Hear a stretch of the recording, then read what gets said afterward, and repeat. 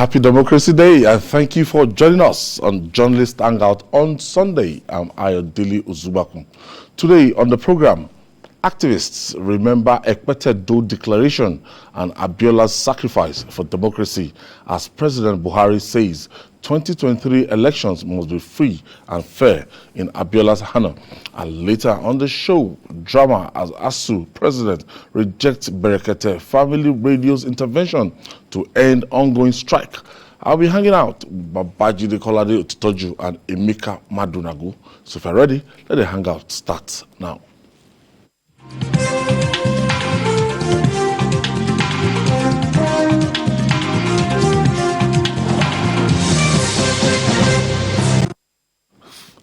Thank you for staying with us. Let's begin with politics.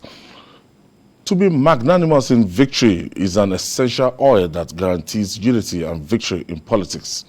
The presidential candidate of the All Progressive Congress, APC, for the 2023 elections, ASUU Bola Ahmed Tinubu, is using that as one of the qualities that stand him out as a master in the game. After his triumph at the APC presidential primary, Tinubu began his victory lap with a visit to President Muhammadu Buhari at the presidential villa, Abuja. He commended the president for his support and shared some of his vision with newsmen. Let's share that with you. Promised the entire country and the world that he will build a legacy of transparency and consistency, legacy of level playing ground for all the candidates. He will be committed to democratic principles and values, and he did so. He didn't endorse anybody. He didn't impose anybody. He did not at any time attempt to think out. Some Nigerians who still have memory of what transpired in the struggle to reclaim the June 12 mandate reminisced on the essence of the day. He was trustworthy. He was dependable. He was a leader, a great leader. If you have to give it to anybody yesterday, it's not my victory that is important. It's the process and the management of that election that gave it to President Muhammadu Buhari. So the next task before you now is getting a formidable partner as running mate. What kind of personality are you looking at for and how soon? I won't tell you that. That is my right. It's in my pocketbook. So what would be the major selling points of Jagaban as we prepare for a nationwide campaign? That I'm brilliant.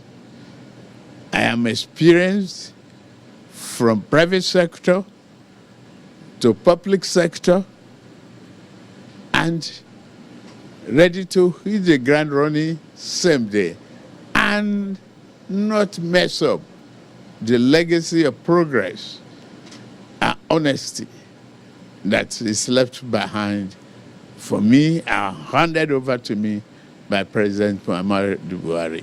All APC family members should celebrate in a limited manner. We just begin hard work. The work ahead to win the victory for our party is a hard one, and we will win. Meanwhile, the national leader of the All Progressive Congress, Tinubu, did not just stop there. He also visited those who contested the APC presidential ticket with, such as the Vice President, Professor Yemi Osinbajo, the Senate President, Ahmed Lawan, Kogi State Governor Yahaya Bello, and former Transport Minister Rotimi Amechi, who came second in the race, and others. Let's share the story by TVC News Ola Awako with you. As the APC presidential candidate, ASUU Bola Tinubu observed Jumat prayers at the Central Mosque in Abuja, it turned out to be a perfect timing to meet with Senator Ahmed Lawan. From the mosque, ASUU Tinubu was received by Governor Yahaya Bello at his campaign office. The governor of Kogi State promised to work with the party's flag bearer. I want to assure you that within your terms in office as President and Commander-in-Chief of the Armed Forces of the Federal Republic of Nigeria, we will support you. We will be there for you. We will be there for Nigerians. God bless you. The former governor of Lagos and presidential candidate of the party moved to the residence of Senator Godswill Akpabio for a thank you visit. It turned out to be a positive talk. In the spirit of unity and progress of the party, the former Minister of Niger Delta Affairs assured Asiwaju Tinubu of his support. And I assure you that we will support you in every way possible. I believe that this meeting is only the beginning of a great journey. The journey of transforming the All Progressives Congress as a party and the journey of transforming our dear country. The next stop was the residence of the former Minister of Transportation, Rotimi Amechi. Asiwaju Tinubu addressed the media after the closed-door meeting. He said Rotimi Amechi is also ready to contribute his quota towards the success of the campaign. We've resolved to work together.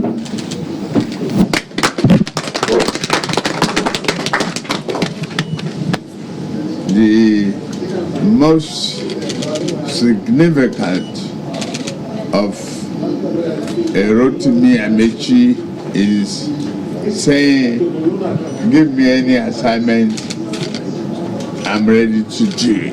Oh, good. Asiwaju Bola Tinubu also met with Senator Ibikunle Amosun, and he believes the unity of the party is crucial for victory in the 2023 presidential election. Hence, his move to thank the aspirants and seek their collaboration. Emeka, being magnanimous in victory there, and after the whole thing, the first port of call was President Muhammadu Buhari's place, and Of course, naturally. the Vice President in the Aguda House, and when you look at the relationship between the candidates and the Vice President between now, I'm sure it would have been a little bit frosty. But right now, primaries done and dusted, so it's now time to just mend fences and move on. Yeah, there's no point going into an election by making enemies with... Or with a divided house. Yeah, yes, the divided house. That's not good politics. If you remember far back in the Second Republic, Wazir Ibrahim, who was the apostle of politics without bitterness, the founder of the great Nigeria People's Party then, he said you can play politics without bitterness. So it doesn't matter, it's a contest. It's not it's not a do or die affair. So our politics, this Fourth Republic has lasted for over 20 years. And by now, our politicking should have matured. We should have gone beyond those petty squabbles, petty disagreements that you see candidates carrying into elections. And you see, some of them have even lost as a result. Because the fact that you won wasn't because you were ideally the best candidate, if you look at in terms of maybe your programs and all of that, or even maybe your strategy, but perhaps your own style of politics, the way you approach delegates, the way you went about your campaigning resonated very well with the delegates, resonated well with members of the party, and so they flowed in your direction. I mean, if you look at the debate, before the U.S. presidential election, the Democratic debate, you saw between Joe Biden and the woman who is now the Vice President, Kamala Harris. It was bitter, serious debate. They threw brickbats at each other. But at the end of the day,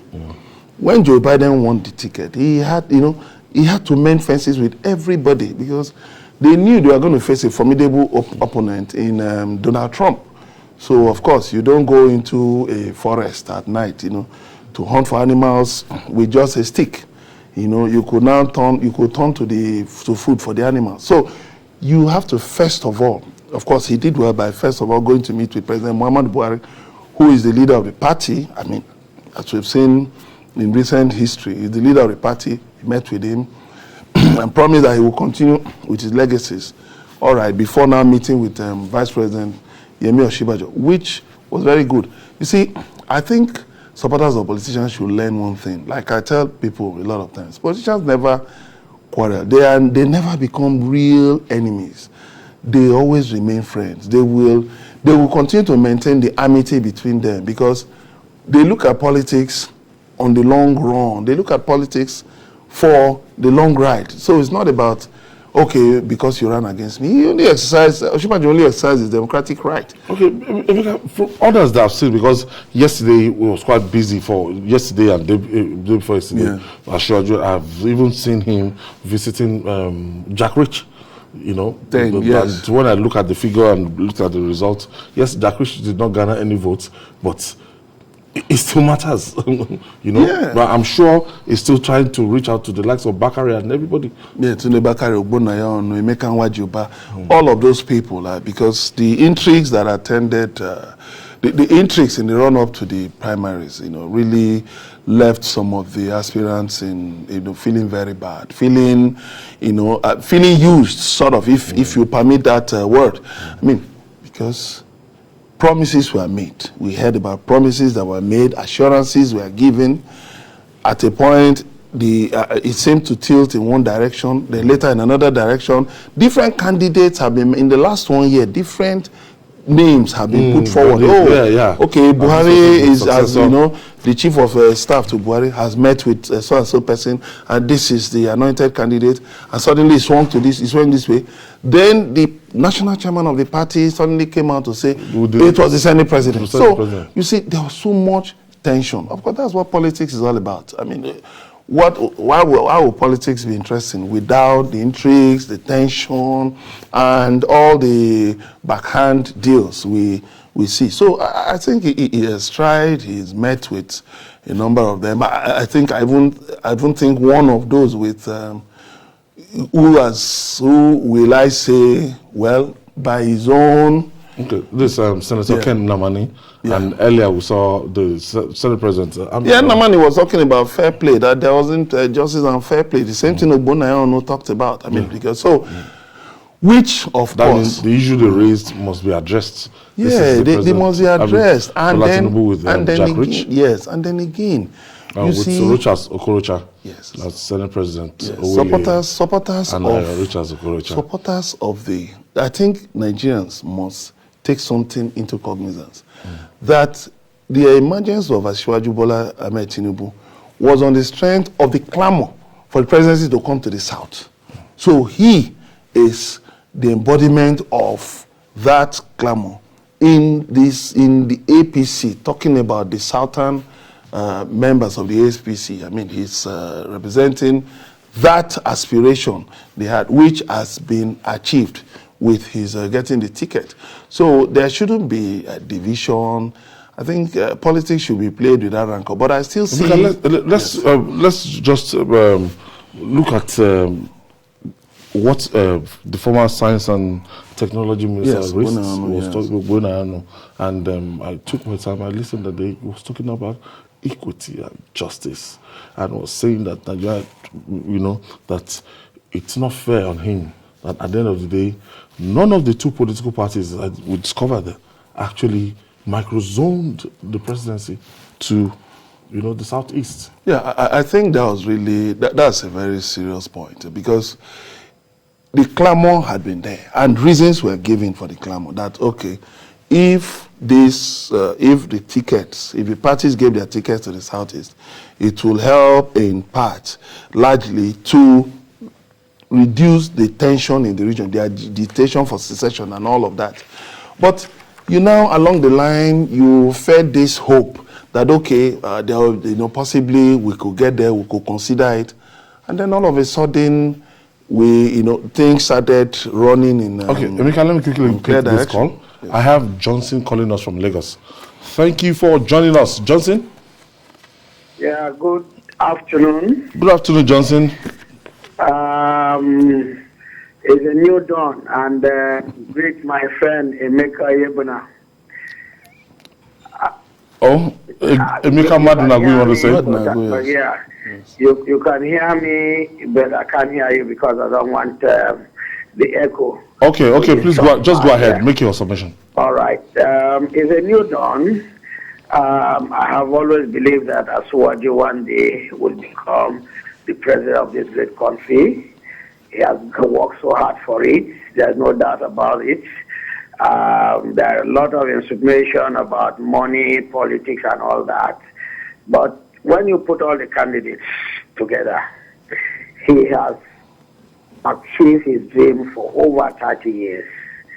So these people that come talk all this and that about ASUU, whether his health is in order or whatever, something was said to the present President Buhari, who about 1 year ago is looking more fresher and have more ideas on his head before now. So we pray for this country.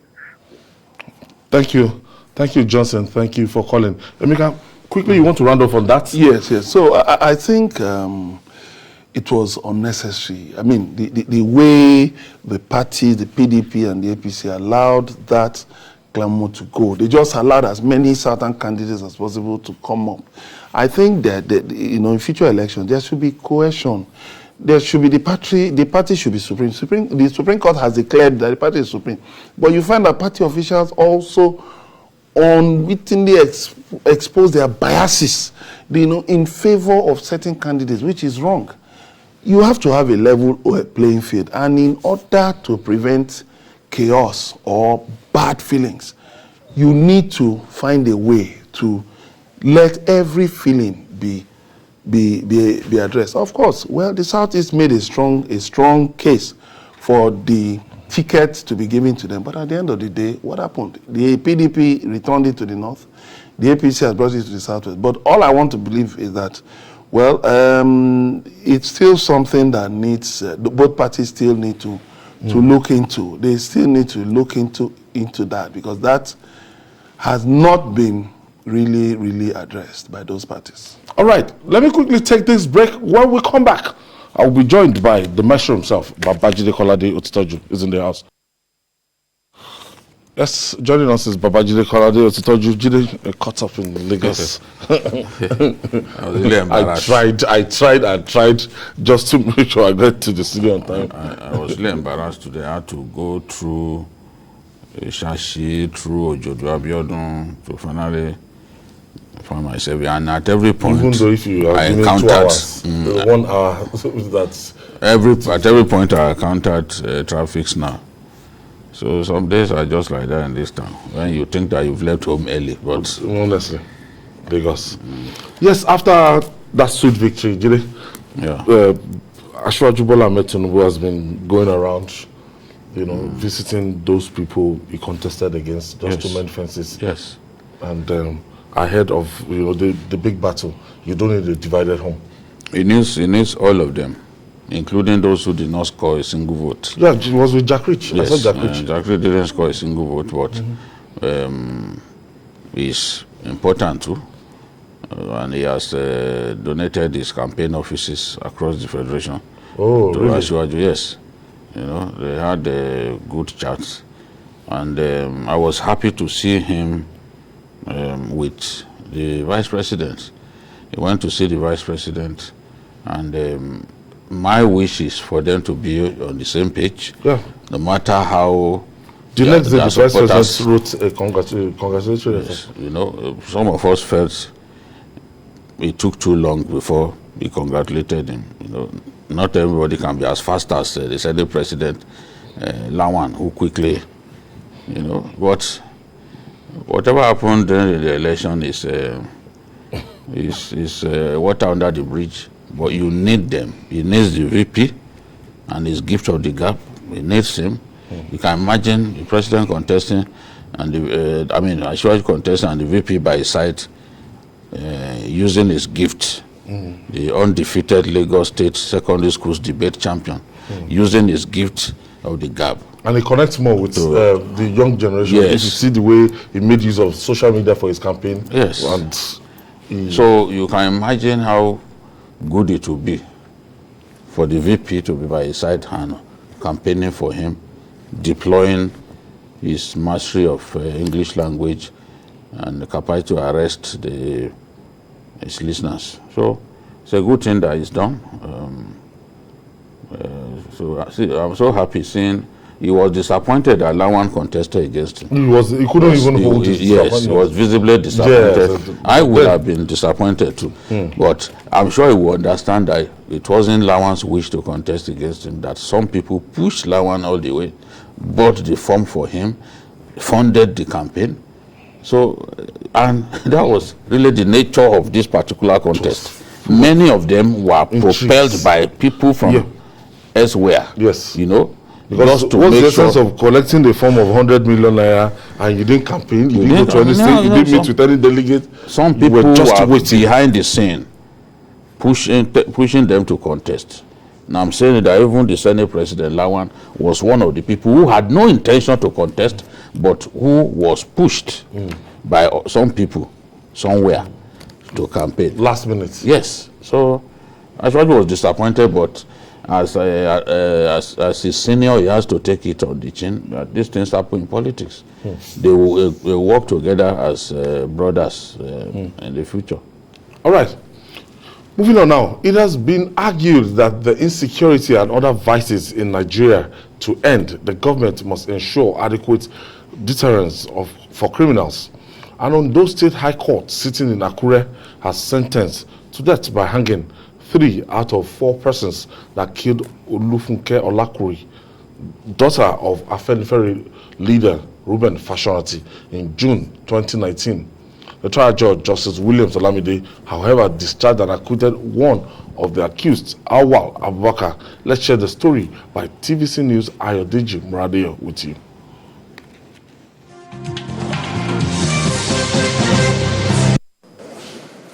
After months of legal fireworks, justice has finally been served on the killers of Funke Olakuri, daughter of the Afenifere leader Reuben Fashionati.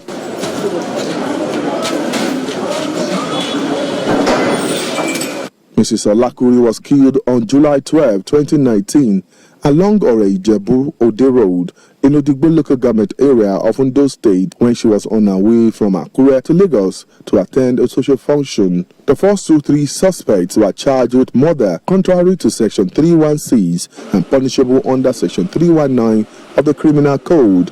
They were also charged with conspiracy to commit armed robbery and actual commission of the crime, contrary to Section 1 of the Robbery and Firearms Special Prohibition Act. The culprits pleaded not guilty to the 8-count charge preferred against them. The trial judge, Justice William Olamide, while delivering his judgment, faulted the claims of the suspects, saying their evidences were afterthought to escape the wrath of the law.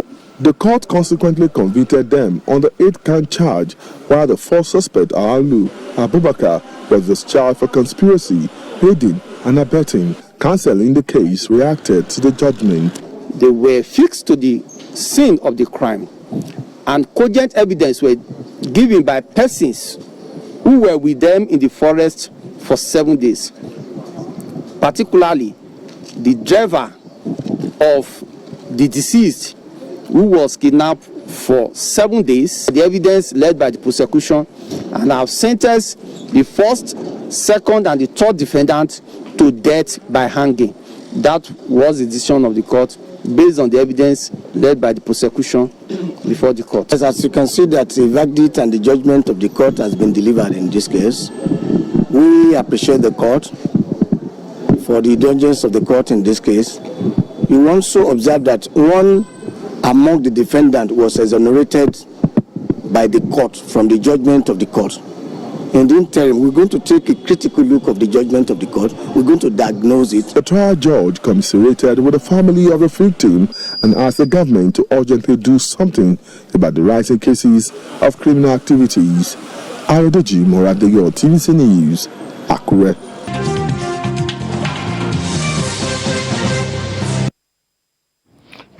One of the few cases that I'm seeing to a logical conclusion, and a lot of Nigerians, they've been clamoring that, look, it's not just saying they've been apprehended and the end, that will be the end to that case. Now, from 2019 to 2022, that like 3 years trial, but then justice was served, Judy.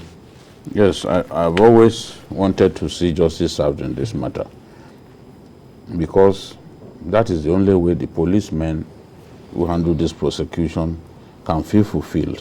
What is the point in risking your life, chasing criminals, getting hold of them, and then at the end of the day, the prosecution is frustrated and justice is not served, or if it's served, it's delayed.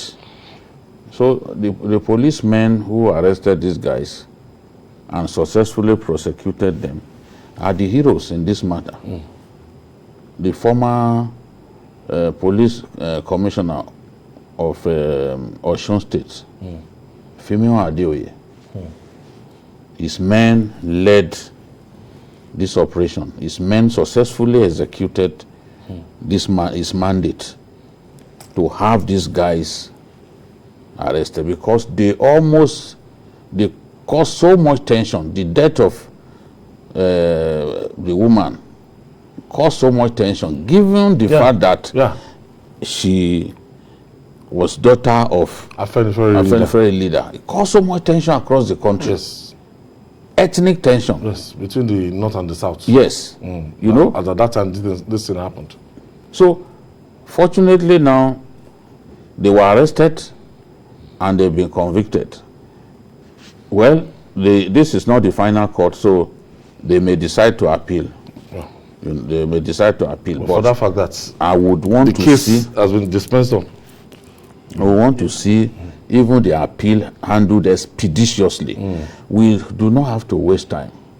And when they are finally sentenced to death by the final court, we want to see the governors show courage. Yes. All this cowardice that they demonstrate by refusing to search that one, it has to stop. I mean, I don't understand. If the judiciary has done its job, your own job is to simply let these guys go and have a date with their maker. So what is it? What's all this delay? Our courts are congested already, so governors should help us by signing their death warrants once presented to them. The unfortunate thing is also that some of these guys, when they are sentenced to death, because not all our prisons are equipped with the facility to hang them, to take their lives.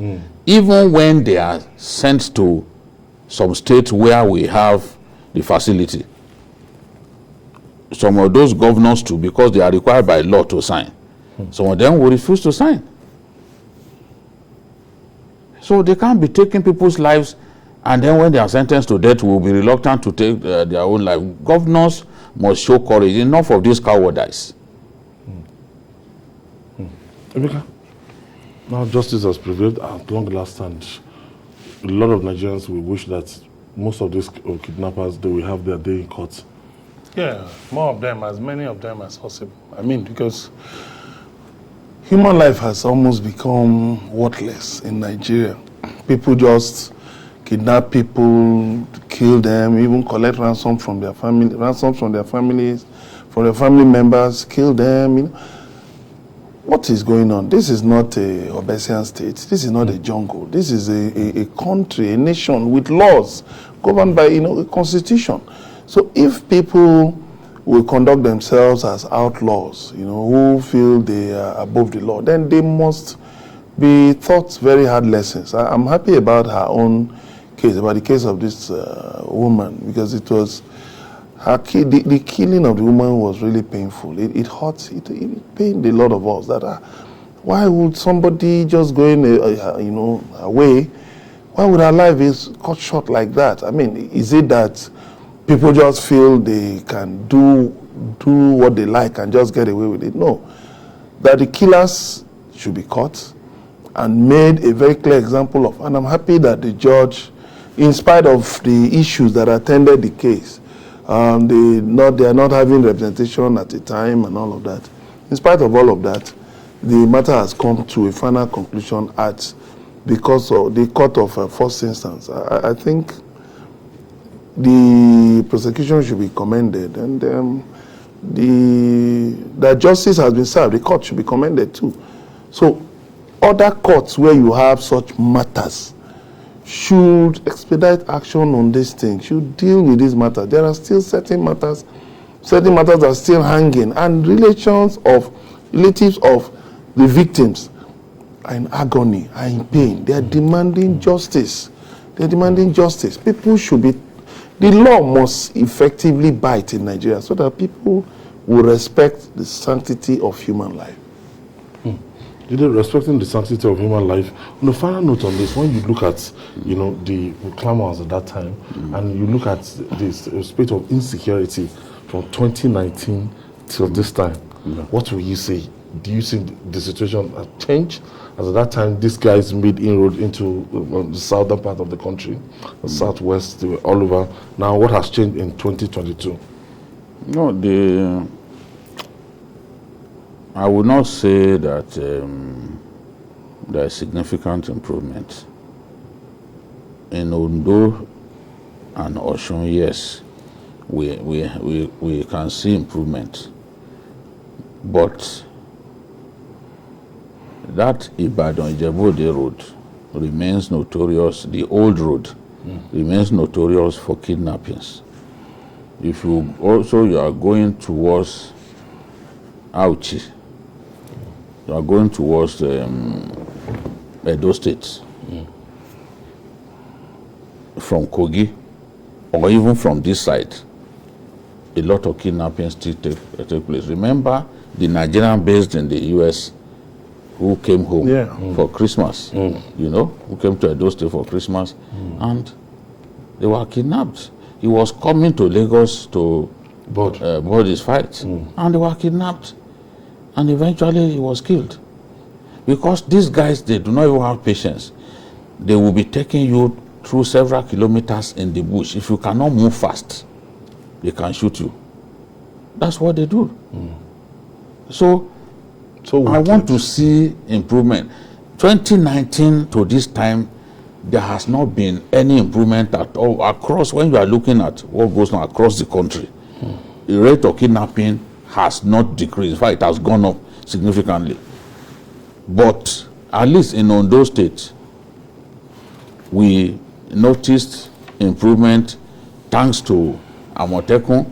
There have been occasions when they even kidnapped lorry loads of people who were heavily armed. They came with their weapons. So I think that without Amotekun, it would have been worse. And this woman's death was the major trigger for the setting up of Amotekun at that time. Yes, it was the major. She was killed on July 12, 2019. After that, Amotekun came to be in 2020. A year after. Yes. All right.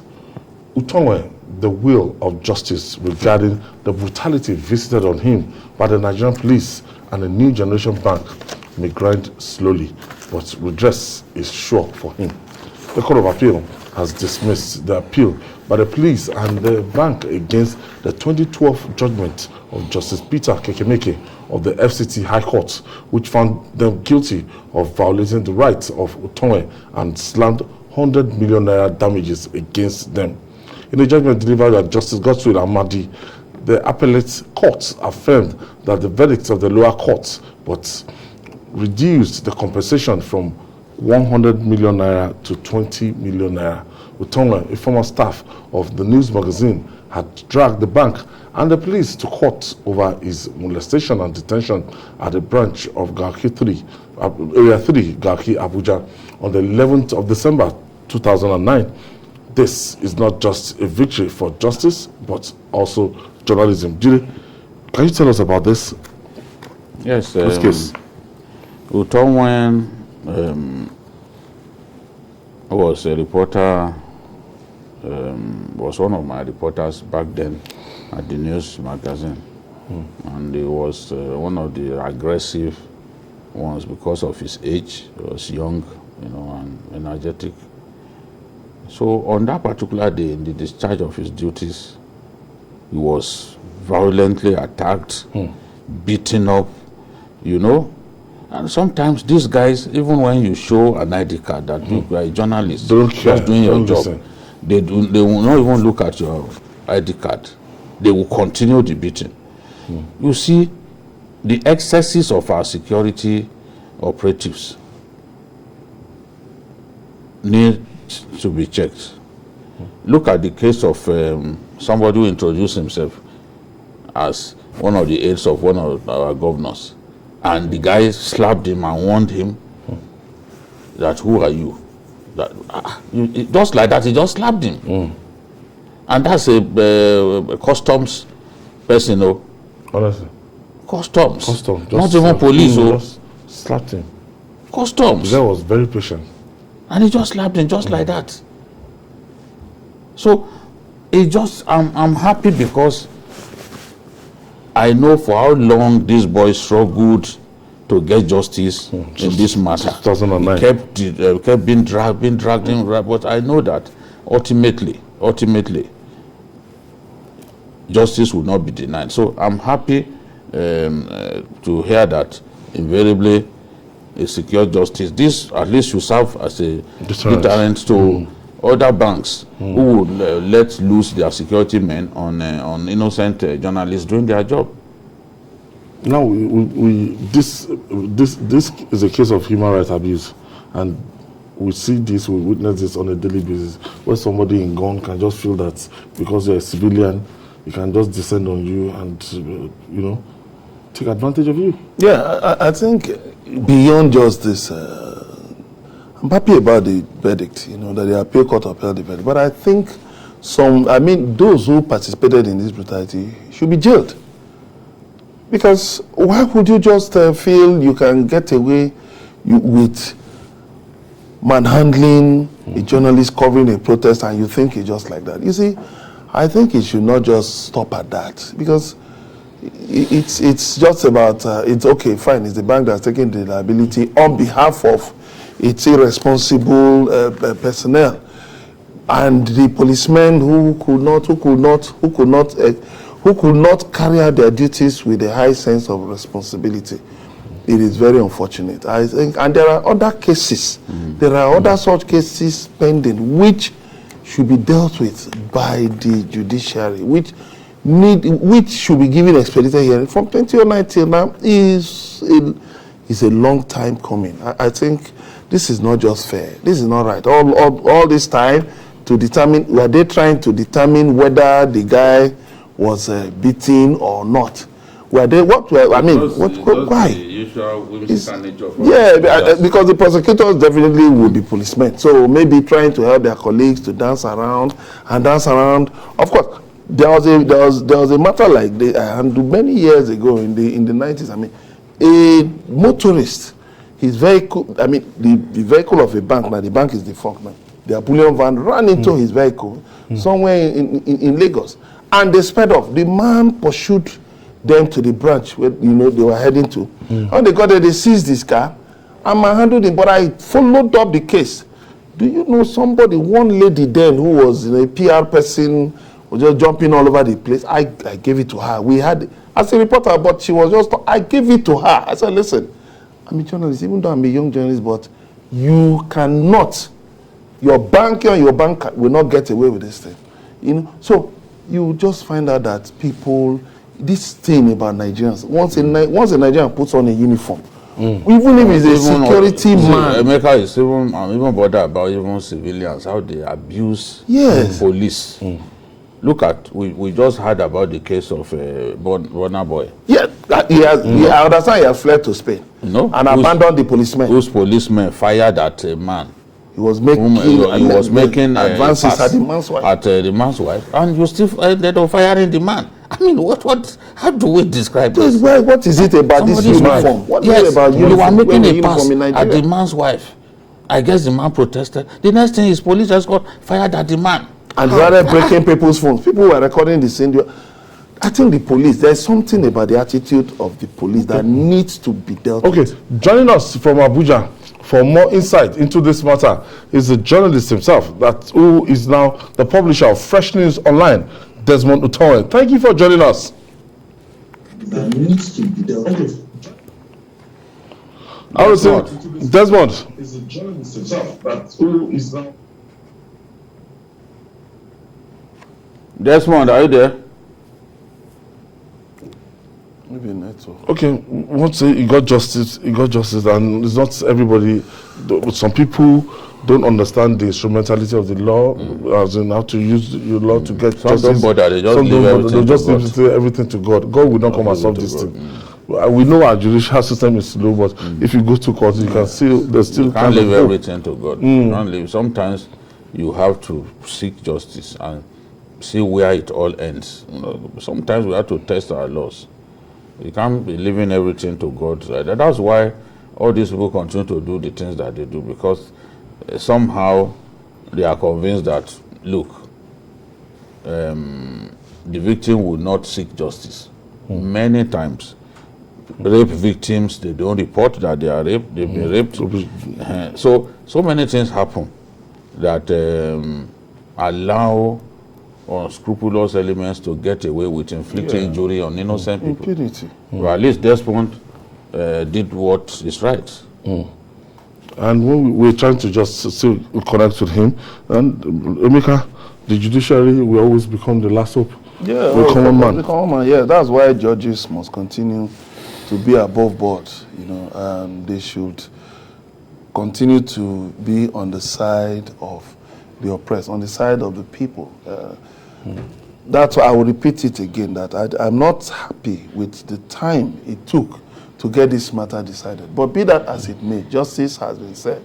And I hope that this will encourage other journalists who have been, you know, similarly brutalized by security agencies and other Nigerians too, to take up the fight. At least let it be on record that you sought justice. And the police, the security agencies must do something about the conduct of their personnel. You cannot allow people who have such unruly behavior, allow them to continue to inflict pains on Nigerians. It has to stop. Something has to be done about it. Otherwise, what you do is that, what we end up with is that people won't have confidence in the system and they'll take the laws into their hands.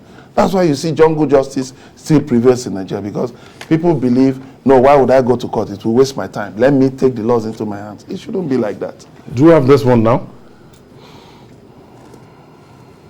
Okay, we don't have him yet, and we've seen cases that we've seen those ones that are still pending. A lot of like the man we're talking about, that killed that little baby in Kano. Okay, do you remember him? Matter is still there. No, the people promised us that they will hasten the matter. Okay, and the governor has said that as soon as justice is served, if he's required to sign the guy's death warrant, I will not hesitate. But I know it will, even that one to go all the way to the final court. And Wadume has not gone to court at all?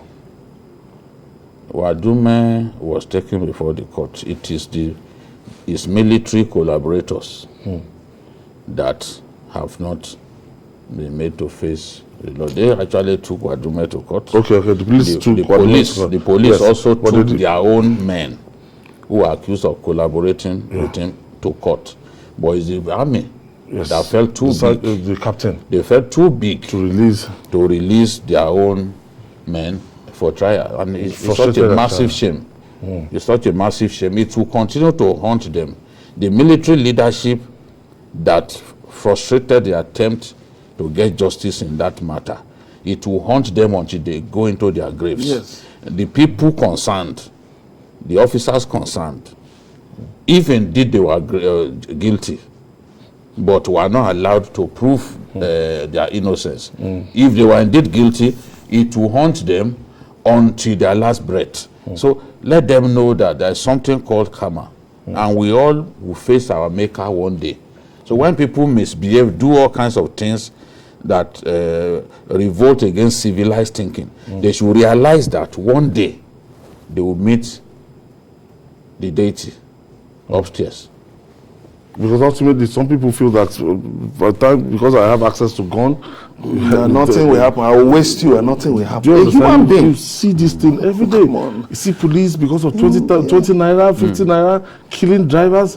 When you travel on the highway, you see these things. You are the mercy of these policemen. Yes, it is that there is still that colonial attitude, that aggressive attitude against Nigerians. A policeman sees a Nigerian coming, he believes this is somebody I must conquer. That was the colonial attitude. But between 1930, when the Nigerian police was set up, and now, it's so many years. I think reforms, the police, the attitude of the police ought to have been reformed. By now, policemen should see themselves as, serving the nation, not having to go out to brutalize people, to teach people. And you even find officials of other agencies, traffic agencies, name them, tax forces, name them. Even those not in uniform, as long as they are members of one outfit, they just feel this kind, they have this attitude that they are emperors to oppress the people. This must stop. This must stop. We shouldn't do these things to our people, because you may think you have the power today. Your own relation might face the same brutality elsewhere. So people should put on their thinking caps, so that we have a law, a society guided by law and order. All right, moving on. We are seeing a glimpse of hope regarding the fates of the abducted passengers of the Abuja-Kaduna train of 28th of March. The terrorists responsible for the attack have released 11 out of remaining 61 abducted train passengers after almost 3 months in captivity. The negotiators, Sheikh Ahmed Gumi and Tuko Mamu, his media consultant, said the 11 victims were released on Saturday. Half a loaf, they say, is better than no bread at all. Babajide, what do you think of this? Now, first of all, we have a situation whereby our institution actually failed us, because till today, there's this argument, back and forth argument about the number of people that were actually on board that train. Yes. Now, the number of people that are releasing now is not in concert with the figure that the Nigerian Railway Corporation gave to us. So, to track people, to know who now, I don't know. 6 months after is very bad. We've had a pregnant woman, she has put to bed there. We've had the MD of the Bank of Agriculture. They said in the holy month of Ramadan, he was released because of his age and everything. Some people will say, tell that to the Marines. Yes. After his house that was a silly claim by the terrorists. Thieves. Because we still have people older than that man amongst the abducted. Yes. I have a friend whose mother is about 90-something years. She's still there. 90-something yes. years. You keep that a woman will be on medication. In fact, the first set of pictures they released, I saw that woman amongst them. Wow. Okay. Okay, I saw that professor, the mother of that professor. Yes. That spoke. It's still there. So somebody who was abroad just came home and was just going to Kaduna from Abuja to see her children. And she ended up like that. It's clear now the extent of the powers of these people against our own armed forces, against our own security operatives. If they kept these guys in custody and captivity for 74 days, and we have no means by which we can get hold of them. Did they make video? When they like, they will shoot video. In fact, one woman delivered of a baby while in custody. To give us the feeling that they are humane people, that they are not the animals that they are, they then decided to snap pictures of the woman who had just been delivered of a baby. They actually brought a midwife to deliver her of the baby. You can see the extent of the recklessness, effrontery of these guys. As security agents, remember they dress the baby in pink. They dress the baby in pink, yes, which is for girls. I mean, I just wonder what They were trying to gaslight. They have so much time. Give us the feeling that they are nice people. You know, nice people don't kidnap other people. Nice people don't humiliate other people. Yeah. Nice people don't kill other people, because in storming that train, they killed many people. A medical doctor. The train was forced to derail. They killed soldiers who were coming to help. You know, the initial story we had was that, okay, people were rescued. People were not rescued. The soldiers who were coming to do that came under their fire. Because they know that, pushed. Yes, of course, they know that the first thing that will happen is you want to send troops to the place to confront them. And what they usually do is wait somewhere as you are coming. So they even still wasted our soldiers who are trying to respond. But the way it is now, you know, the first time we got some information about these guys and what they wanted, it was through Tukur Mamu, who is the publisher of Desert Herald and the media aide to Sheikh Gumi. Sheikh Gumi has played his own role, at least to secure the release of 11. We just have to encourage him to push harder and ensure that the rest are released, and push harder to help us talk to these people. We don't need this kind of behavior. Nigerians are struggling, the government is failing, Nigerians are struggling to get by, to survive, in spite of the odds stacked against them. So they shouldn't make things even more difficult for those who are struggling. If they have issues with government, they have to find a way to address it. They are saying that some of their children are in custody of the armed forces, that they should release those children before they release these ones. You know, so I just don't, Nigerians, these are difficult times that we are going through. To now be facing extra pain. Honest. It's not what Nigerians want to see. All right. We'll take this break. When we come back, we'll talk more. Please keep your dial locked. We'll be right back after this time out. Don't go away. Thank you for staying with us. This is Journalist Hangouts on Sunday, reaching you from TVC News here in our headquarters in Lagos, Nigeria. And I still have Babajide Kolade Otitoju and Emeka Madunagun in-house. Before we went on break,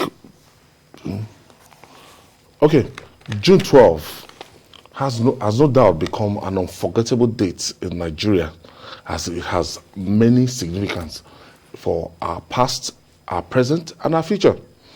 28 years after the late MKO Abiola declared himself president of Nigeria in Ekpetedo, Lagos, to reclaim his June 12, 1993 mandate, the area has become part of Nigeria's democratic struggle that people throng to celebrate.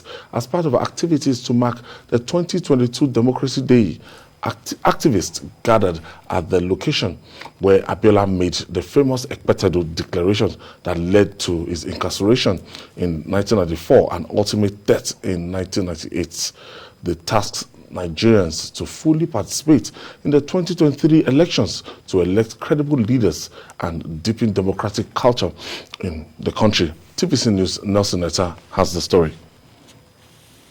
Chief MKO Abiola, arguably the face of modern democracy in Nigeria, as candidate of the Social Democratic Party SDP in the June 12, 1993 presidential election, Abiola rallied citizens nationwide for the poll, described as the freest and fairest in Nigeria's history. But the military junta of General Ibrahim Babangida truncated his victory and annulled the election. Against all odds, Abiola stood up to the military junta that deprived him of his mandate for 1 year. In view of all this, I find the conclusion unfortunate but inescapable that the federal military government is guilty of bad faith, pure and simple. No one has accused me of any offense against any known electoral law or regulation. The people of this country went to polls on Saturday, June 12, 1993, and without let or hindrance chose me as their president. Didn't they? The Ekpetedo declaration shows that Abiola is a courageous person. A courageous man that fought for his right, even up to the point of his death. Without that declaration, we may not have that election be validated now. But because of the courage, it shows that, oh, I won that election and I am the president-elect.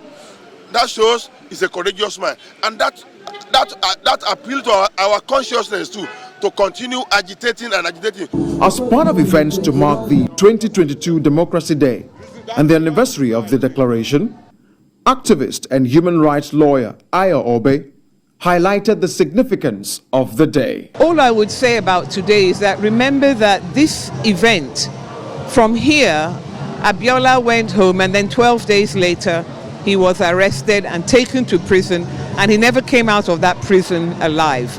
People lost their lives in Lagos here over protesting over June 12th. So this democracy that we have now, it did not come to us on a platter of gold. People fought and struggled for it, not for themselves, but because they hoped for a better future. It's like the person who plants a tree. They may not sit under the shade, but they expect that their children will benefit. And that's what we need to remember. It's not for personal gain, as we seem to see it. It's because we want a better Nigeria. She also called on Nigerians to get their permanent voter cards PVC to elect credible leaders who will strengthen democracy in the country. You get your voter's card if you don't already have it.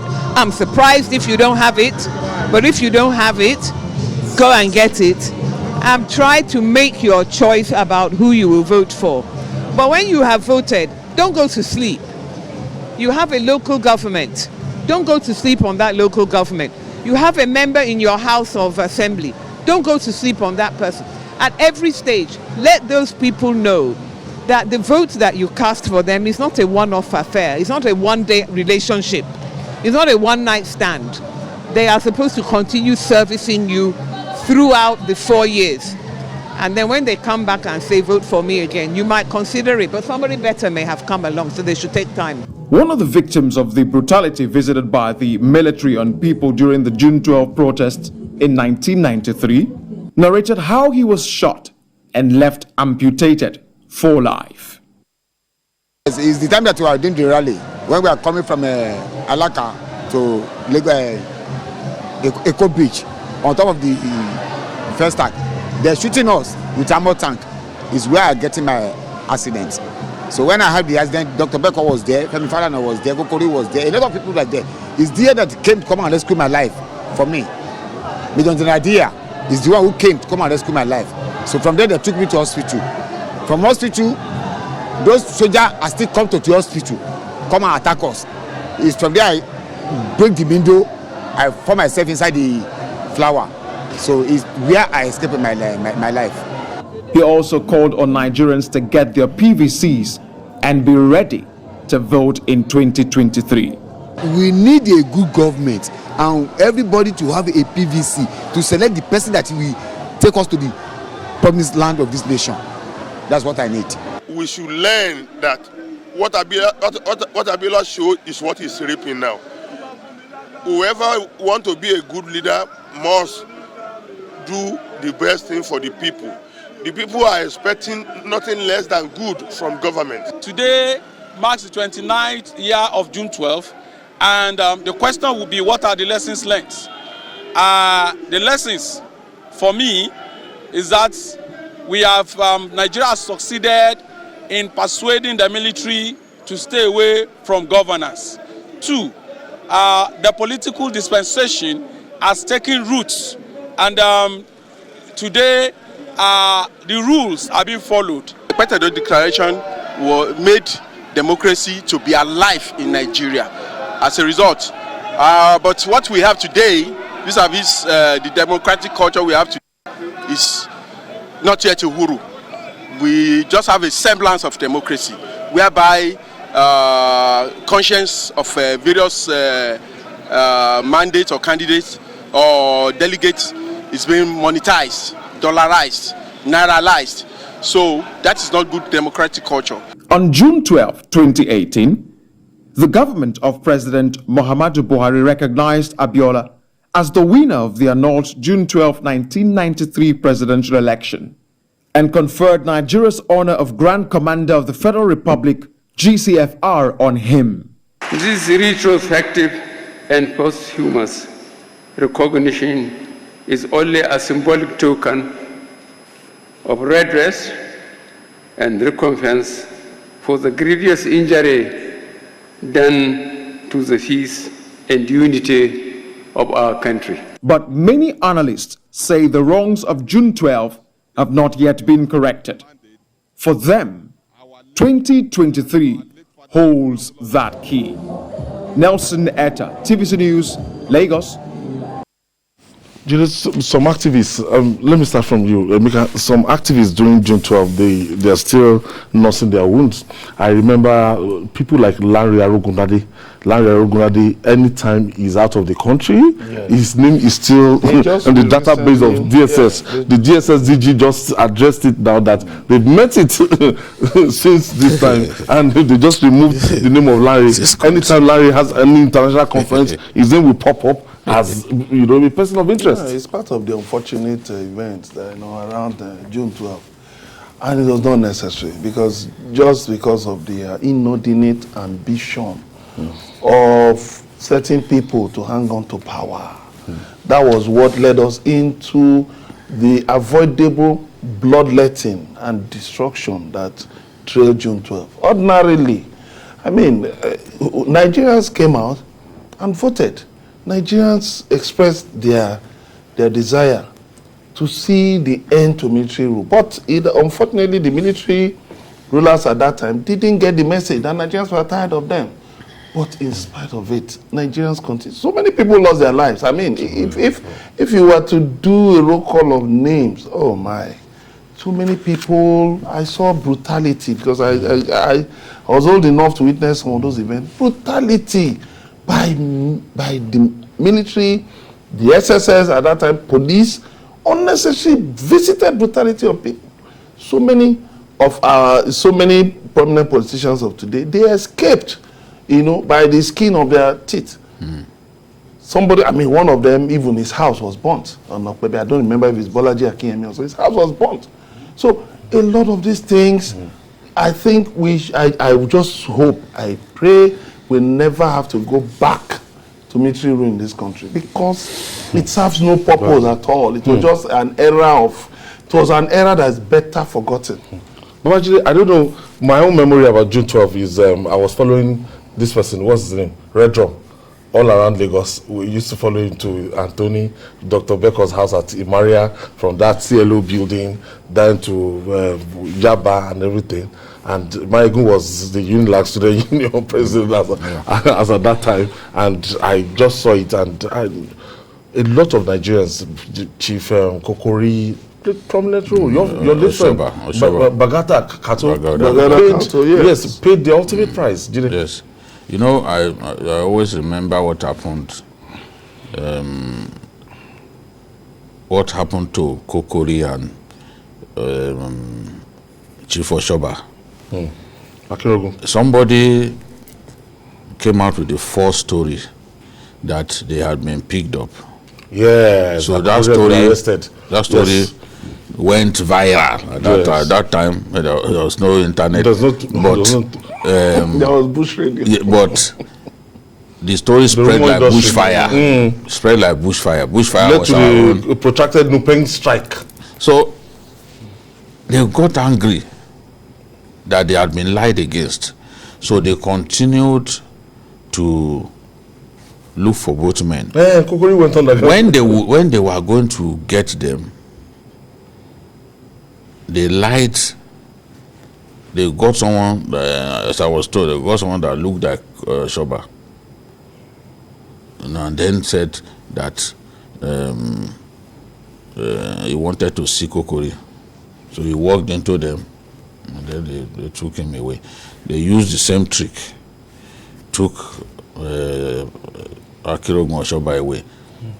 By the time they were now arrested by those security agents in the real sense. The real arrest. Nigerian newspapers that had goofed by reporting the fake arrests back then, they didn't want to make that mistake again, so nobody was prepared to report it. Whereas they had been taken away.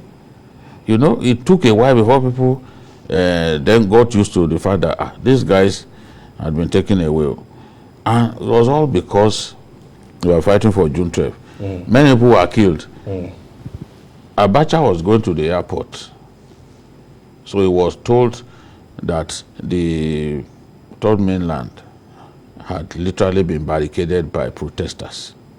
So his men wanted to take him through through the other route. He then said, if I am the commander-in-chief, it is that road that you take me through. That why should I use a longer route when I'm commander-in-chief? Because some miscreants block the road? What are you telling me? If I am the commander-in-chief, then that is that place that I want to pass through. Many people were killed that day. And if you remember, when they shot through, they still want to pass that time. Yes. Road closed. They shot through the crowd. They shot through the crowd that had blocked the road and created a pathway for the head of state to pass and go to the airport. And you see, the Ekpetedo, talking about Ekpetedo, Abiola came under tremendous pressure that, look, you are the president. You won an election. Why don't you declare yourself the president? You know, many of the activists were not quite comfortable with Abiola's pussyfooting. You know, Abiola was, they had suddenly made an activist and a radical out of Abiola, but he had never been. Didn't have that kind of background. Yes, he didn't have that businessman stroke. Maybe if it was a Ghanaian, for example, yes, would have that won election. You know, that one is born activist. He would. So the peer pressure. Then in the end, he did what he told him to do. Declare yourself the winner. Senator Wahab Dosumu took him to that Ekpetedo. I just saw Jonathan Zingwina now. Zingwina, yes. You know, because he was very active in the Hope 93 struggle. So after he now declared himself president, having won the election, the military junta got angry. It was Okiro, who later became IG. Was the one who arrested CP2. Yes, he was the one who arrested Abiola. Yes, and took him. I remember that famous phone call. And took him to the Abuja. BBC. They are taking me. They have been arrested. Me, Babade recorded it. Yeah. So he did what the people told him to do. That look, you are our leader, you are our president. Declare yourself president. But we all know that against the military regime, that is and a brutal person like Abacha, you know, he talked less. You know, you will not know Abacha's mind because he rarely talked. So that was a very dangerous thing to do at that time. To decide to declare as the president. Yes, which means that you now have two presidents. Yes. He felt that by that action, Abacha felt by that action he had been confronted. And as a military man, he was not going to take things lightly. And that was what prompted them to arrest Abiola. They then put him in custody so that he will no longer constitute a threat to the government of Sani Abacha. I think that in the final analysis, President Buhari did well by immortalizing Abiola in the way that he has done and making June 12 our Democracy Day, because no other date. And today we have our rival in Abuja as MKO Abiola. Yes, named after him. You know, so it's a good thing. The memory of June 12 will never be erased. Never. I just hope that the same spirit that made Nigerians to vote in that manner that day, that somehow we could come to that kind of spirit again, because it's good for our unity, for us to know that we could brush aside ethnic divisions, religious divisions, Sentiments. to simply choose our leader without looking at where those leaders of ours came from. The people felt that they were the best, and they voted for them. I wish that, as we are linking this with 2023, I wish that Nigerians would simply vote for who, in the spirit of June 12th, elect the right leader without thinking of ethnic or religious colorations. Meanwhile, okay, I have a professor of history at the Obafemi Awolowo University, Ile-Ife, Olukemi Rotimi, joins us for more discussion on the significance of June 12. Thank you for joining us, Professor Rotimi. Thank you. Ralph. Good afternoon. Yes, can you tell us, years after, today is now Democracy Day, no longer May 29th, what are those lessons that we've learned from June 12, 1993 presidential election, years after? One of the major one is that our democracy is maturing, and the sacrifice is well worth the price.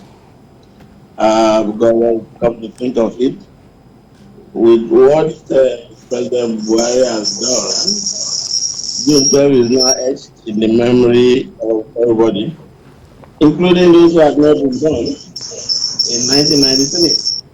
And it's interesting. I mean, I'm a historian, and I'm excited at the fact that it's a President Buhari who was at 1993. For those who removed him from power in 1980, I would not have thought that a time like this would come, that he will become one of the heroes of June 12. Because indeed the man is one of the heroes of June 12, with all that restoration that he has done for Abiola. And for me, in a democracy, development cannot be by quantum leap. Incremental progress, and they are measurable. I'll fast forward to talk about the primaries of the two parties that we witnessed recently. In 2006, 2010, 2014, who would have thought that the kind of thing we witnessed, PDP primaries, APC, would be possible? I mean, people go now to the field to contest, and then get entertained in a way. But now the results are no longer written in the bedrooms of some party chieftains, and only the outcomes are read on the field. We saw people actually canvass, then lobby, and then all of the conspiracy theories. Very entertaining, very enlightening. But we're making progress. I think June 12th has matured, and our democracy is maturing. Thank you.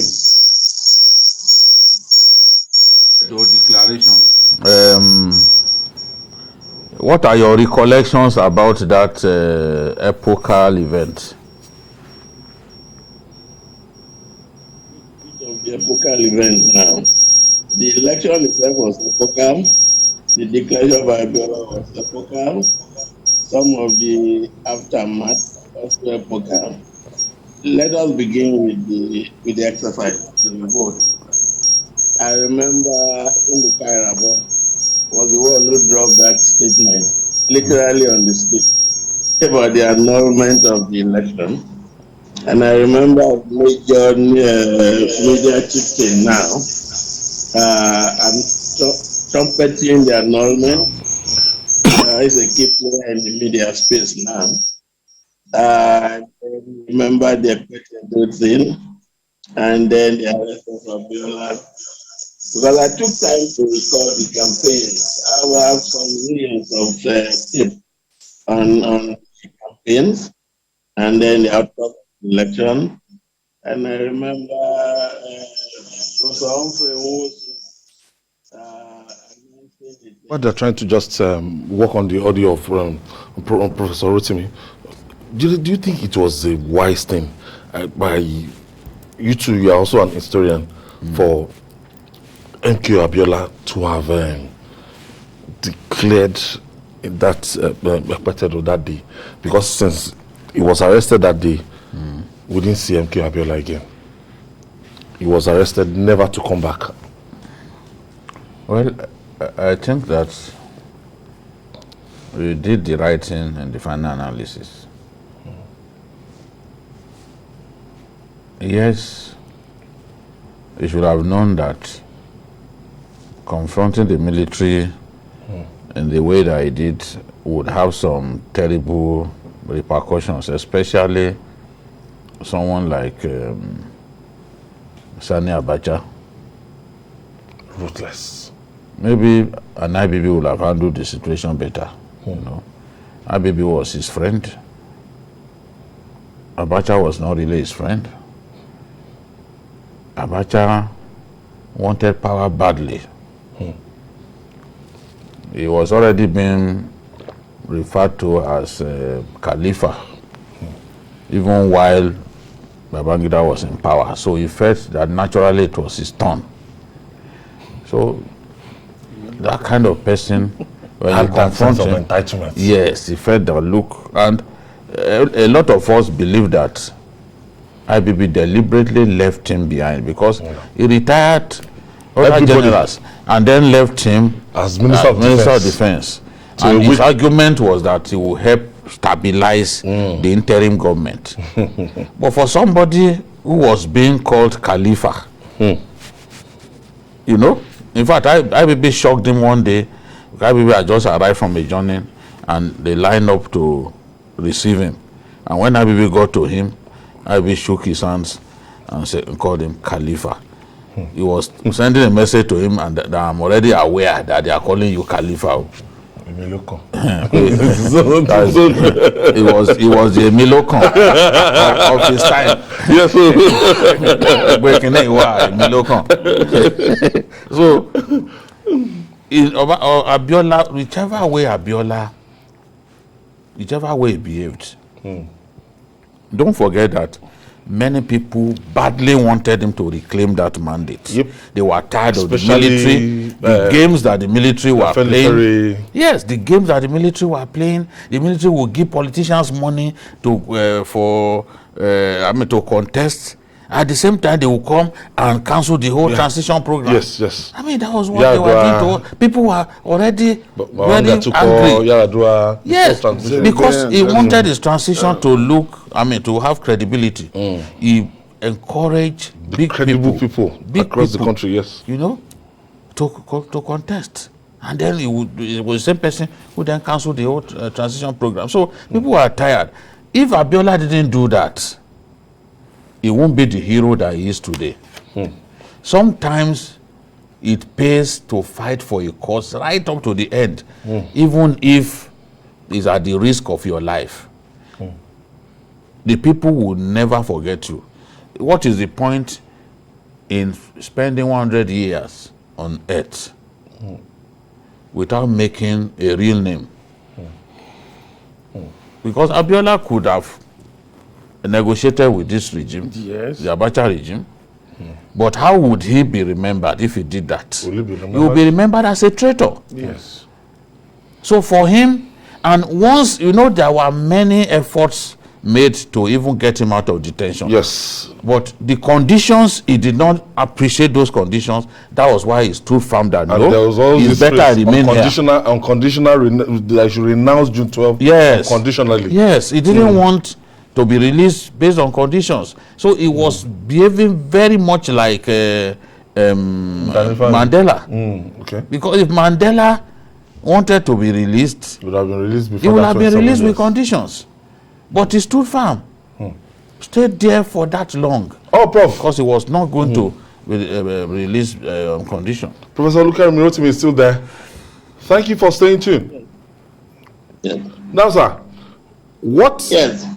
At the end of the day, MKO Abiola paid the ultimate price. And do you think democracy is better off for that sacrifice he made today? I said that in my preliminary comments, that June 12th is well worth the price that the man paid, and our democracy is maturing. We're gradually getting there. I know how passionate you guys were, especially when the APC thing became a ding-dong about consensus candidate. Babajide was very, how do I put it now, feverish about whether they will go to the consensus way or they will go to the field. And I knew the tendency in journalist hangout, which was for people to go to the field. Eventually, they went to the field. And we all saw the outcome. And in all honesty, many Nigerians are very happy at the way the APC eventually redeemed part of his glory that was waning before the primaries. That is part of maturation of democracy. As I've said, in 2006, 2010, 2014, that is the years before the elections, results will have been written in some smoky rooms. And the outcome, people just go to Igu Square, whatever square, dance around, and then you get the result. So our democracy is maturing. Yes. Well, I must say it's a very lucid representation. But what do you think Nigerians should take away from June 12th? Because it appears as if it has become just mainly symbolic. If we compare it to January 20, which is Martin Luther King Day, I mean, you see there are evocative memories, around that. What do you think Nigeria should take away from June 12 and hold on to? And then secondly, do you think that just naming June 12 as making it a public holiday, do you think that that has strongly passed the message that Nigerians want to live with democracy forever and ever? Okay, let me start with your comparing apples and oranges. June 12 and Martin Luther King Day. Your name escapes me now. Emeka. But Emeka, my good friend. Yes. Now, when was January 20 declared a public holiday in America relative to when June 12 was declared a public holiday in Nigeria? Do the arithmetic and let me have the answer later. In other words, Martin Luther King was killed in 1968. I'm not sure that it was as fast as we had June 12 declared as public holiday. So, doesn't that should tell us something that we should keep hope alive? For those of you who are familiar with me, this thing about keeping hope alive is my sing song. We have to, because our democracy is just maturing. Say what you may, there's no way you compare development of democratic governance in Nigeria with the American experience. No way. But it remains an icon, remains an example. Our democracy is maturing, and the dividends of June 12, they are already here. I have just said, and I repeat, the kind of primaries we witnessed, PDP, APC, that they remain benchmarks now for the future. We didn't enjoy that kind of thing before. In times past, once that thing about Mr. President looking in the direction of consensus had been touted, that's what they would have done. We know one president or one past president, come hell or whatever, that is what would have happened. But we now saw this other man, inscrutable, just sat down there, whether he was comfortable or not, he still allowed the process to pass. Today now you cannot accuse him of imposition. Our democracy is maturing, and what we need is patience and life so that we can be around to witness many more positive development about our democratic governance. I mean, now there's a new talk in town now. Muslim ticket, Christian Muslim ticket. These are things that really don't belong to the commentariat. These are party affairs. But let us just assume, for instance, that Ashwaji chooses to do a Muslim ticket, do you think the voters in Southwest will necessarily, because of that, abandon him? If they abandon him and they go to the other man, is the other man, the principal in the other party, I think, is he not Muslim? So some of these things, this is work in progress. Let's treat our democracy as work in progress, but we are making fantastic progress. That's my assessment. Fantastic progress. Okay, Prof. And then let's stop flogging our country as if nothing is happening. A lot is happening. Buhari was not supposed to still be alive by now, if we go by what his military compatriots thought or did in 1985. Some of those who said if Abiola got the mandate then, they would die. They have since been active participants in our democracy. We don't have to name names.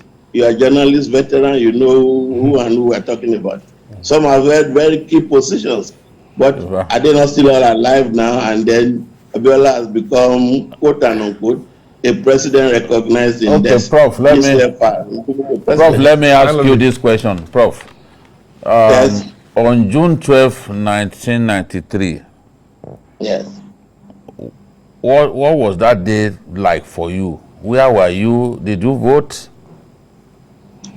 Not just that I voted, a transistor radio that I bought that day is one of my most prized possessions, just to monitor development throughout that day.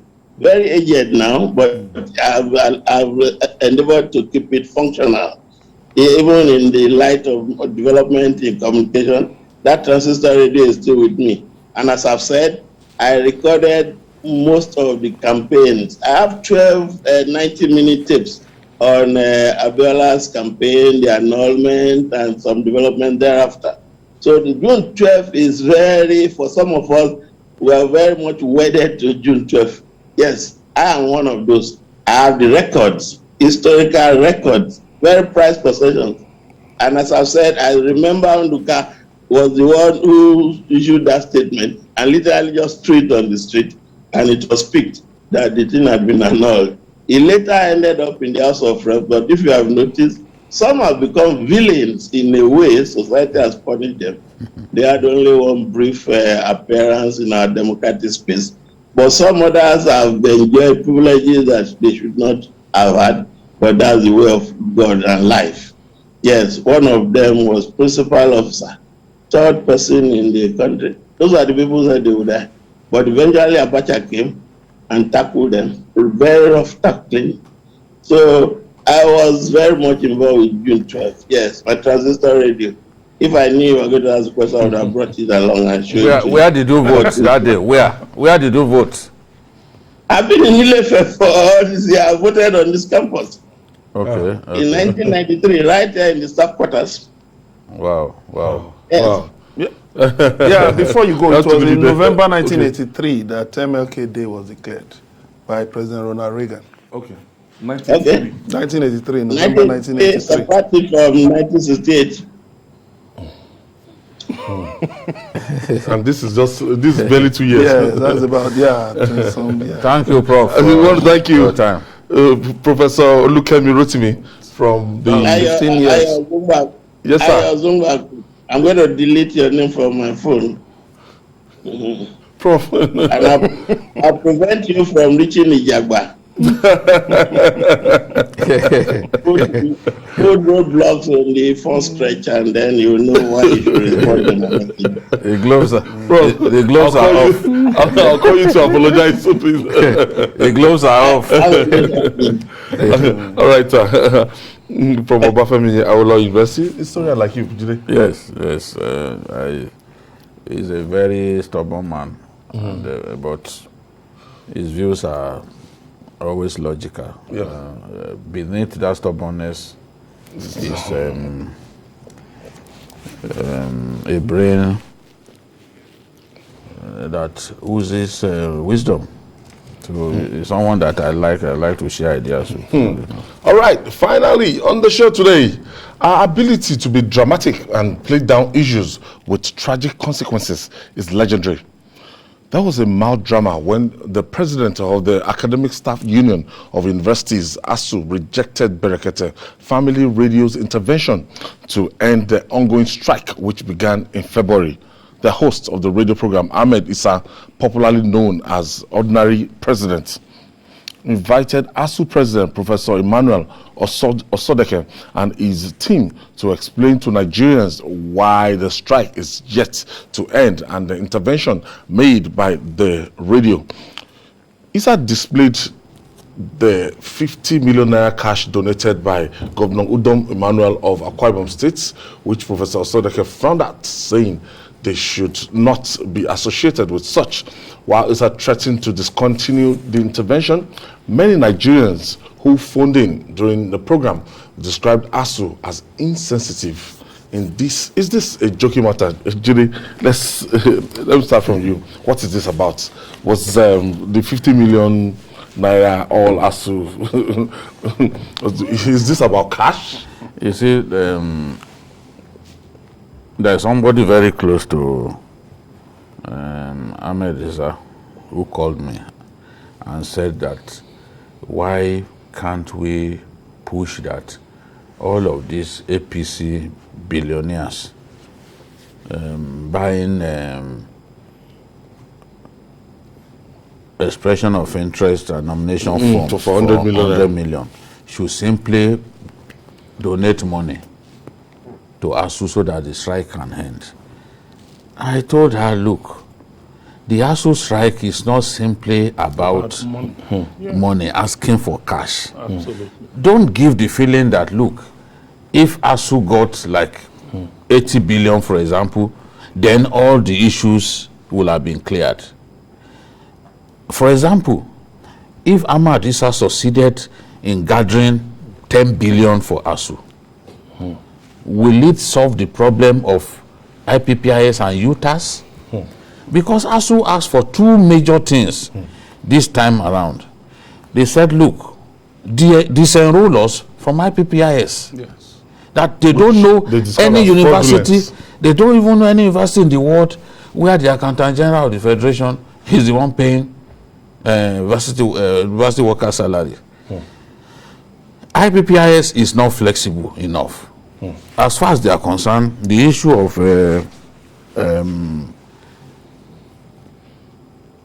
of going to other universities to serve as sabbatical in various universities and to learn as well. You learn there. You also impart knowledge, and then you come back to your school. I, for example, when I was in the university, we had foreigners from European countries who were lecturing here. And we've also had our own foreign examiners too. Yes, our own lecturers too will go abroad and do and teach there and still come back. It's that kind of flexible system that the university system thrives on. But the IPPIS thing does not recognize the fact that you can actually work in two different universities at the same time. It doesn't recognize that. So you are only recognized as the staff of a particular university and you earn a salary. Which is not good for a lecturer. Yes. So that's one issue. Beyond the fact that the IPPIS is not seen as transparent enough. They believe that the payment platform should be more flexible. Now, if Ahmad Sani simply got some money, then the ASUU is not simply saying, oh, you are owing us so much, or you are bring money. No, it ridicules even what we're talking about. Okay, some of the issues, before now, they asked for visitation panels to universities to be activated. Now, government has done that. Can simply gathering money, can it solve that problem? No. Is it the money that will bring everything? I mean, it's not simply about money. Not yeah, and I'm not surprised that the lecturers just didn't even find it funny. So there are problems bedeviling our university system. Government, I believe that if government will address this issue of UTAS and IPPIS, those guys will go back to work. But a lot of people too will argue that an employee cannot determine the way by which he is paid the salary. That is, but I believe too that there can still, government can find a way to solve this problem. because at least in the interest of the children who are honestly, who are this is since June now. February. Since February. Yeah. Even in Edo State now, I think Edo State University, Edo State government, they were calling off. There's some state government they want to break ranks from ASUU and pay their own lecturers and work resume. A lot of people are feeling that these people they are losing sympathy by the day. No, they're losing sympathy in what way? ASUU has nothing to lose because talking about upgrading infrastructure in the universities, is ASUU asking government to come and improve the homes of their lecturers? No, these are structures, facilities that will be used by successive generations of students. Then ASUU talking about 1.3 trillion. Berekete Radio man is bringing 50 million. Let's even say that's even put the that issue. On percentage. What is 50? No, that's just one person. No, donation by no, one person. I understand, but even by a governor, why not tell the governor, go get involved, talk with the government and see how these things, because it's not even asking for the 1.3 trillion at once. They've given breakdown. Then, but sharing news is that at least ASUU has said that the UTAS is being tested. The UTAS that they proposed is being tested. So I believe that once that hurdle is crossed, then there's hope for the resumption of university lecturers. Maybe even this month, sometime before the end of this month. Julie, the situation is not looking good at all. I can tell you authoritatively that even members of SANU and ASUU, they've stopped paying their salaries. I have family members that are SANU members and ASUU members, and I have a professor friend from University of Lagos. They've stopped paying since February, March, and I don't know. The situation is almost unbearable. Normally, when you want to go on a protracted strike like this, you should make contingency plans. Wow. I don't think it's that unusual or strange for a government to say, okay, you've not worked, therefore we are not paying. They should have planned. I mean, people, they pay check-off dues. They should have made plans that, okay, we want to go on this long strike. If government does not pay us, it's supposed to be a long battle. If government does not pay us, we have something we can fall back on. All labor unions should be doing that. Not working and expecting that your salary will be paid in full. I mean, it's like eating your cake and having it. And yes, this has happened many times, but it's not in all cases that government will simply feel comfortable to be paying when you have not paid for a long time. So they on their own, once they are set for a long struggle, once that is a struggle that they believe in, they are committed to, just make up your mind that there will be pains. No pain, no gain. Wow. Is a popular phrase. So just make up your mind that there will be pains. It will come with extreme pain. But set aside some money for that struggle.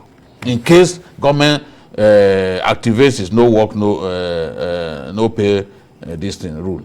So this is the thing. But I believe that the UTAS thing, government can take a second look at it because I think they currently take a second look at it. Since these guys are unyielding, you just have to find a way to solve the problem.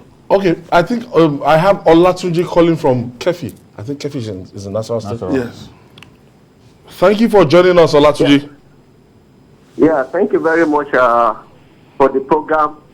Let me also add my voice with the issue of ASUU rejecting the offer by the Berekete family. Okay. It is obvious that Ahmed Issa, the Berekete family CEO, did not actually know the crisis and what is happening. What led ASUU to embark on this strike. ASUU is not necessarily asking for money, as case may be. And the way they're taking the issue, you are using ASUU name. You say ASUU intervention. To the public, they may be thinking that the money you are trying to gather is meant for ASUU. This money is not meant for ASUU. You want to intervene in the decaying, in the education sector, in the university sector, and you are including ASUU. So the public may be misinterpreting that this money you want to give to ASUU. And you are bringing a huge amount of money, 50 million, in the presence of the ASUU president. How do you a lot of things are probably photoshopping can take place, and a lot of this, they may be thinking that ASUU has gone to the department to collect money. It's supposed not to be. And ASUU president was trying to even explain in detail what happened, why he made that statement. The man gets angry easily. It's supposed not to be. Yes. ASUU issue his job. They should find it. I'm not sure what the man, Mr. What he's doing is wrong. He's doing a very good thing by trying to intervene. We suppose that is what our elders supposed to be doing. To make sure they use their money to intervene, to see how they can bring development to our especially, Thank you, Olakuri. Thank you for your contribution. So ultimately, I don't think the federal government, they've tried reaching out, and the more we allow this to fester. No, I think there will be a solution in but they've tested this before. They tested it before. They're going to test it the second time. Yeah, they're going to test it. Of course, there have been discussions. Discussions are ongoing. I think what I made is, if I had to advise him, instead of just trying to say, okay, it has to take 50 million, why not talk about an endowment fund for tertiary education, for instance? You be the person to say, okay, let's go on. And then Nigerians can now contribute to it and say, okay, issue of infrastructure. Yes, issue of infrastructure, whatever, tertiary education. We have these things in developed countries.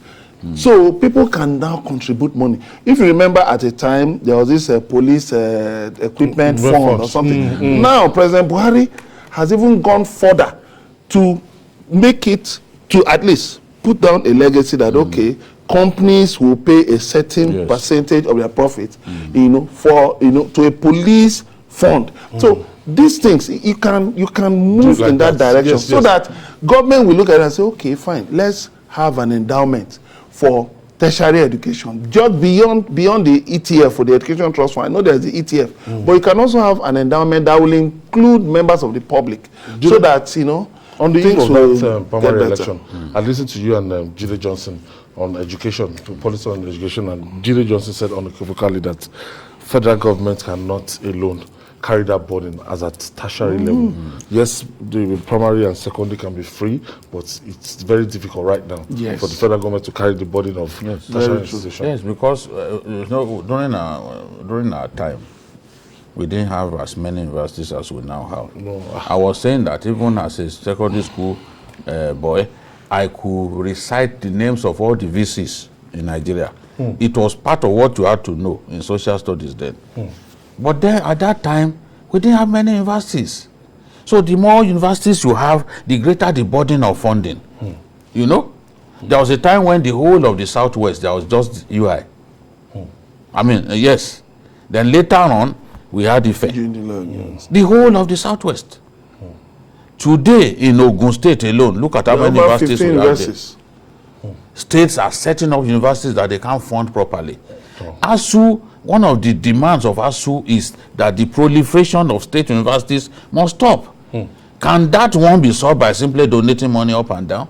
So it's not simply okay that once ASUU is given so much money, then the problems end. There are other issues that have nothing to do with money.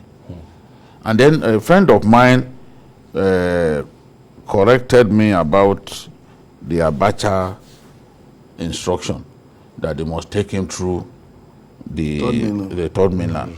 He said that it actually happened before he took over, that he was Minister of Defense. Yes, he was Minister of Defense, at that time. And they told him, look, they blocked the road. He said, well, that's where I want to pass. So he was not even head of state. He wasn't, at the time when he... So I mixed that up, and I'm happy that my friend corrected me. Immediately. Muhammadu, thank you for your intervention today. Thank you very much. Thank you for always being there. And the master himself, we've had this week we are facing Ekiti State. Yes. Ekiti people will elect a new, by this time next week. We should have a new governor. We should have a new governor. A governor-elect. The governor-elect to replace Kayode Fayemi. Okay. We promise to bring everything, all just the same way. Just the same way we covered the presidential primaries, provided wall-to-wall coverage. That's what we'll do in Ekiti as well. Watch out for that.